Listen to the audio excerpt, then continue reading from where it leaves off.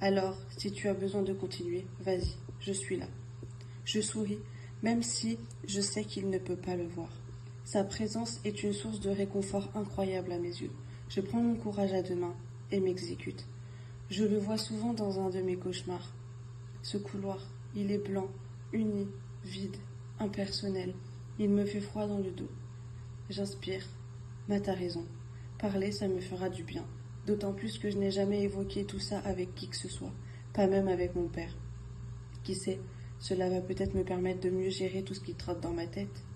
Je venais de gagner ma course. Ta course, m'interrompt-il, sans brusquerie.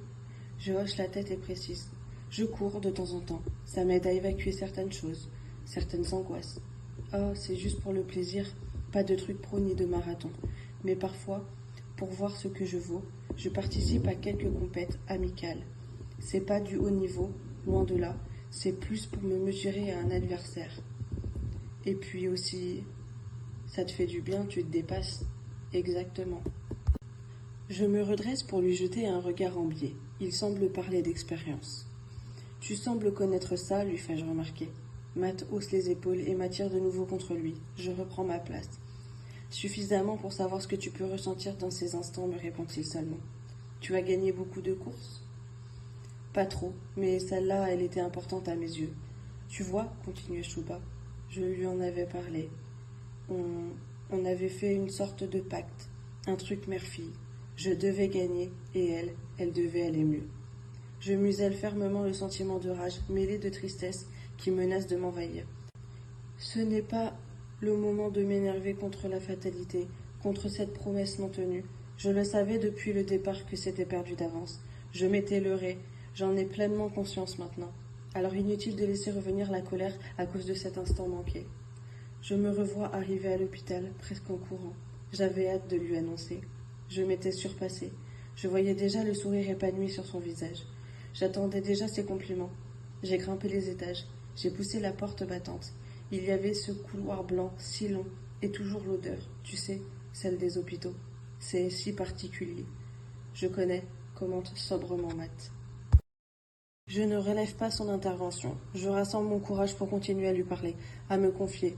Matt, très certainement, doit sentir mon trouble. Sa main s'en vient recouvrir la mienne et la presser amicalement. À mes pieds, Bambou laisse échapper une sorte de gémissement. Je le caresse de mon autre main distraitement, et il se met à lécher doucement mon poignet.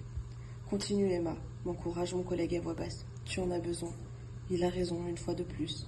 Oui, je sais, mais ça ne rend pas les choses plus faciles pour autant. Quelques brancards stationnés dans le couloir. Le truc typique des hôpitaux. Je suis passée devant sans faire attention. La chambre de ma mère était au bout. Ça m'a semblé interminable. Et puis, comme je m'approchais, j'ai vu la porte ouverte.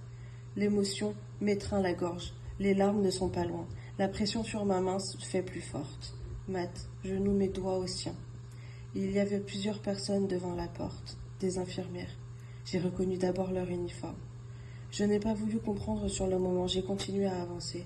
Et quand je suis arrivée, je ne peux aller plus loin. Non, définitivement, c'est trop dur de parler. Raviver tout ça, c'est une souffrance intolérable. Matt quitte ma main et remonte le long de mon bras. Il vient m'enserrer dans une étreinte réconfortante.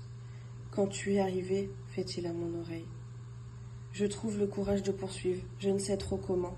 Quand je suis arrivée, elles se sont tournées vers moi. J'ai vu leur visage désolé, leur regard compatissant. C'est là que j'ai compris qu'elle avait perdu son combat. Voilà, c'est dit.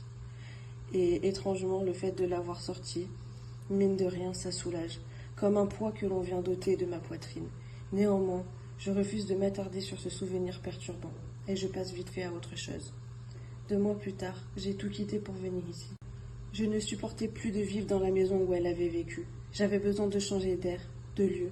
Tu as bien fait, commente Matt. Ah oui, oui, sinon on ne se serait pas rencontrés. Spontanément, j'éclate de rire. Il n'y a que Matt pour dédramatiser ainsi une situation. Ben quoi, fait-il mine de s'offusquer. Je me redresse pour le dévisager. Un air innocent sur le visage. Il me considère, un léger sourire aux lèvres, les yeux pétillants. Merci, Matt, lui dis-je reconnaissante. Il balaie mes propos d'un geste de la main. Oh, tu sais, moi, j'ai fait qu'écouter. Toi, par contre, tu as eu du cran de tout lâcher pour venir vivre ici. Du cran, je ne suis pas certaine qu'on puisse qualifier ça ainsi. Sur le moment, ça me semblait la seule chose logique à entreprendre. Et ton père, me demande-t-il en caressant la tête de Bambou. Comment a-t-il vécu ton départ? Je hausse les épaules et quitte mon canapé, restée assise et tout d'un coup au-dessus de mes forces. Matt, lui, se penche pour passer la main dans la fourrure de Bambou. Et sans que je comprenne pourquoi, je me sens soudain un peu jalouse de mon chien. Je m'étire pour réveiller mes muscles ankylosés. Rapide regard à la pendule, 23 heures. Déjà? Eh ben... Il n'a pas vraiment réagi, disons qu'il a accepté les faits. Tu as faim? Lançai-je en me retournant.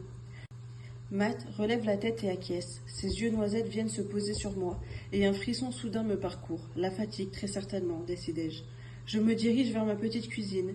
C'est surprenant, mais tout compte fait, je me sens mieux. Je te préviens, j'ai jamais gagné de concours de cuisine. Je prends le risque, répond joyeusement Matt. J'allume le plafonnier et pose une casserole sur le feu.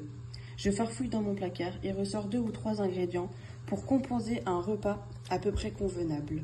Matt me rejoint et jette un œil sceptique sur ce que j'ai choisi.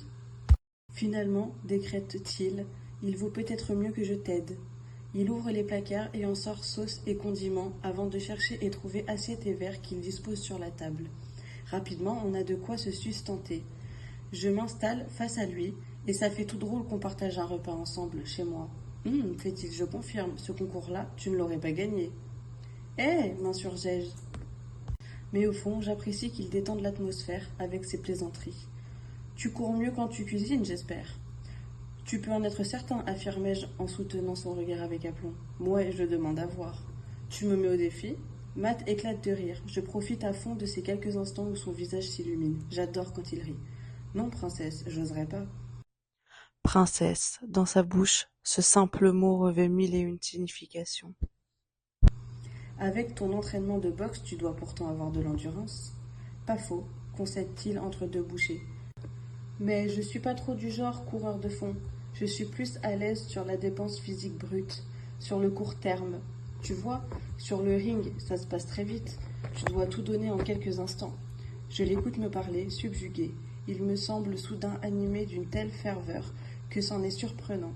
Ses mots sont empreints de passion, d'enthousiasme. Jamais je ne l'ai vu aussi expansif sur un sujet. Je le détaille tandis qu'il évoque les sensations qui le traversent quand il monte sur le ring. Et m'étonne d'y trouver des similitudes avec ce que moi je ressens quand j'y monte aussi. Encore que ça fait plusieurs mois que je n'ai pu pratiquer. Je me rends compte soudain que Matt s'est tu et qu'il me dévisage perplexe. Je rougis comme une tomate trop mûre et baisse la tête vers mon assiette. Quoi? Lui demandai-je faussement grincheuse. J'ai dit un truc? Ben non. Tu me regardais comme si je débarquais de Mars. Rien que ça. Oups. Non, mais c'est que tu semblais vraiment passionné par ce que tu disais. Ça m'a surprise. Je lui adresse un regard en biais. Matt ne semble pas offusqué par ma réponse. Au contraire, il m'observe, songeur. Alors bon, qu'est-ce que j'ai bien pu faire ou dire encore? Quoi? Répétai-je. Je cuisine si mal que ça? Non, princesse, rien à voir. Princesse. Dans sa bouche, ce simple mot revêt 1001 significations. Je me disais, continue-t-il en terminant son repas, que tu devrais venir à la salle de boxe, un de ces 4. Je le dévisage, déconcerté par sa proposition. Taper dans un truc, tu sais, souvent ça soulage, ajoute-t-il avec sérieux. On se défoule, on évacue, et ensuite on se sent mieux. Je me mords la lèvre et me lève pour débarrasser, mais surtout pour cacher mon trouble. Boxer, remonter sur un ring, frapper, évacuer les angoisses, les souvenirs. Ça te paraît profitable, je pense, achève-t-il. J'y réfléchirai, biaisai-je. Ça n'engage à rien, on verra ça à tête reposée. Matt ne commente pas ma défilade et quitte ma cuisine pour prendre appui sur le canapé. Bambou s'empresse de le rejoindre et se frotte à sa jambe. « Eh mon beau, lui dit-il en se penchant. Qu'est-ce que tu veux? Je pense qu'il a besoin de sortir un peu, suggérai-je. Je vais aller le promener. Je t'accompagne, déclare mon collègue. Ou peut-être devrais-je dire mon ami maintenant. J'hésite un instant. Qu'il vienne avec moi, ce serait super, mais je crois que j'ai déjà bien assez abusé de sa sollicitude. Matt, sincèrement, te sens pas obligé et ça va mieux, je te jure. Ça me fait plaisir, objecte-t-il.